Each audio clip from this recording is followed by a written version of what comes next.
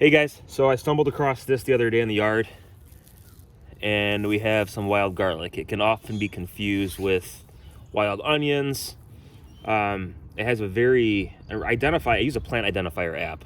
You can take a picture of it, scans it, and identify that this was garlic. It's very noticeable because it's got a different texture to it, and it stands straight up. It's a different color of green, and it's got a different texture to it. So these are actually tubular and hollow. So if you cut these off, you'll see it's got a kind of almost like a slimy texture to it, like a wet, greasy type of feel to it. And then you can see the bulbs here. So that's definitely garlic. And the best way to remove this, I probably have about, I don't know, maybe 5 or 6 spots here in the backyard.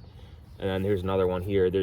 If you look closely, you got to catch it early in the season. Early spring is when it's most active, and then also late fall. It actually goes dormant during most of the growing season, but it's unsightly. It just looks bad. You can actually use this in cooking if you really wanted to, clean this up, etc., wash it, but it's just unsightly. I have a few spots in the front yard, and I wanted to catch it early. So a couple different ways you can remove this.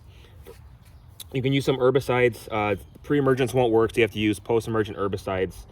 There are some Ortho products and also maybe a Spectracide. They have some that are mildly effective, but if you don't get all of it, it's going to just keep growing back. So the best way is just to dig it up, but you have to make sure you dig about 5 to 6 inches beneath the soil level to get everything. So I'm going to do a quick demonstration on how I dig this up.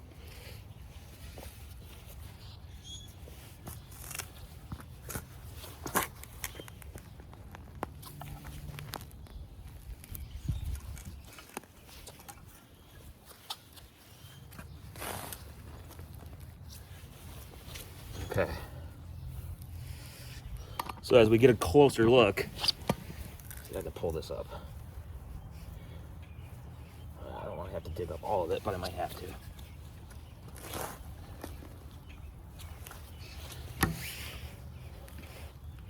Okay, so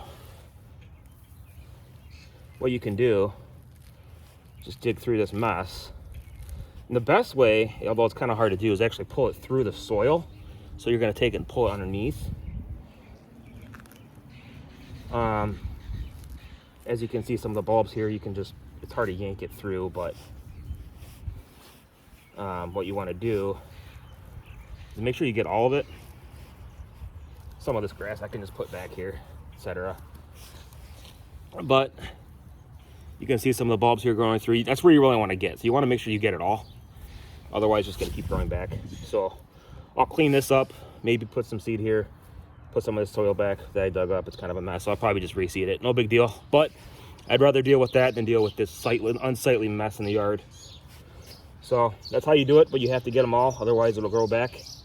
So that's how you remove wild garlic, and I'll identify it. Use the plant finder app. It's also often confused with wild onions, so just keep that in mind too. The plant identifier app does a great job of identifying it. So you might want to take care of it, especially if you only have a handful of them. Digging it up might be your best option. If you have a bunch of them, start with the weed killer and then go from there. Thanks guys for watching. Hope you enjoyed this and found this helpful.